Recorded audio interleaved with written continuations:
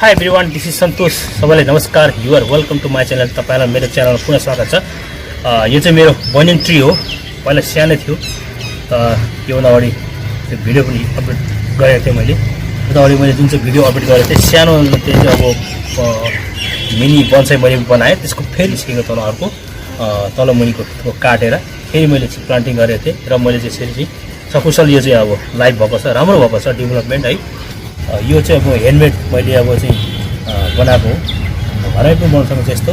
र योभन्दा अगाडि यो कसरी बनाउने भन्ने कुरोमा मैले अपलोड गरेको थिएँ भिडियो. यस्तो सेलो प्लटमा चट्टै रोप्दाखेरि धेरै सुन्दर देखिन्छ. ओके, त्यो चाहिँ भिडियो म बनाउन लागिरहेको छु. अब अथवा यो कार्य चाहिँ म गर्न लागिरहेको छु. यो भिडियो चाहिँ अन्तिमसम्म हेरेर मलाई साथ दिनु होला भन्न चाहन्छु. ओके,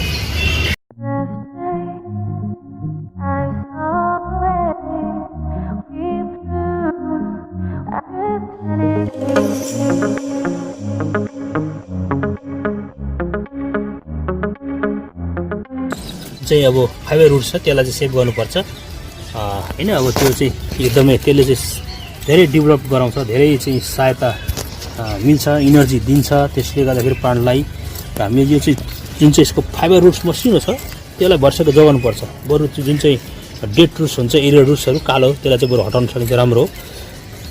राम्रो पक्ष त्यो हो भने अर्को पक्ष चाहिँ फेरि अर्को चाहिँ कस्तो भने एउटा चाहिँ जुन चाहिँ एरियर रुट्स निस्किन्छ माथिबाट, त्यो एरियर रुट्स चाहिँ गहना हो हैन. अब चाहिँ बन्साईको लागि त्यो पनि हामीले सेभ गर्नुपर्छ, राख्नुपर्छ.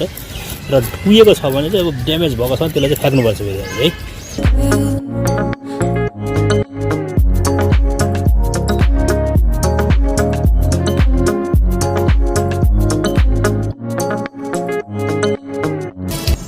यो मेरो रुट्स क्लिनिङ गर्ने कार्य सक्यो. राम्ररी मैले पानीले पखालेँ सबै. यसको चाहिँ माटोहरू फङ्गसहरू छ भने फङ्गसहरू पखालिन्छ राम्रो. यसरी पखाल्नु राम्रो हो. ओके,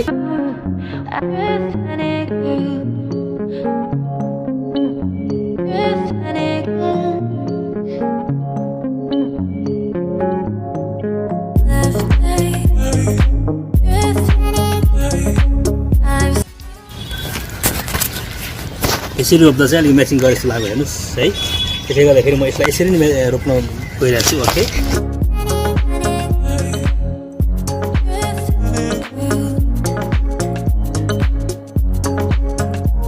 यो चाहिँ फङ्गिसाइड हो. काटेको ठाउँमा फङ्गिसाइड लगाउने, फङ्गसले एटाक नगरोस् भनेर है. यहाँ चाहिँ मेरो अब मिनरल छ. यो चाहिँ कोकोपिट भयो मेरो रेडिमेड कोकोपिट. र चाहिँ यो चाहिँ ग्रेभिल हो. र चाहिँ यो चाहिँ मेरो माटो र अलिअलि सेन्डको मात्रा छ. यो चाहिँ pure send garden soil plus यो चाहिँ मेरो चाहिँ कोकोपिट सेन्डहरू छ. यो चाहिँ अब मिसाउनुपर्छ हामी यहाँ ग्रेभिलहरू.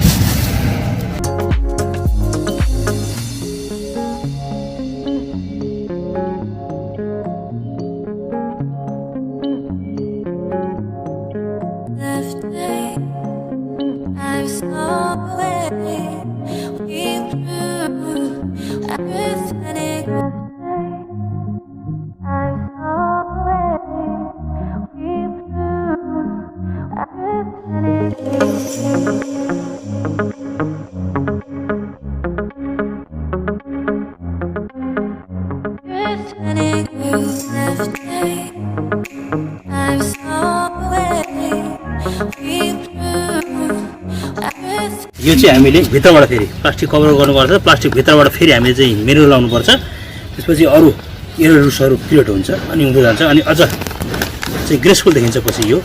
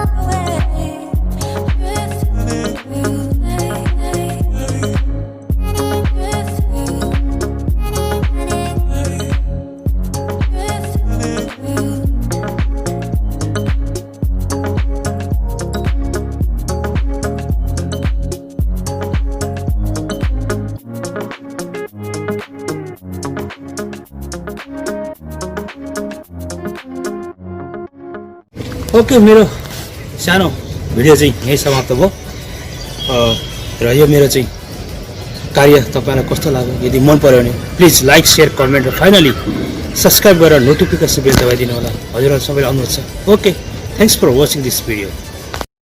Thanks for watching this video. If you like this video, please don't forget to like, share and comment. And finally, please subscribe my channel and hit the bell icon. Thank you so much.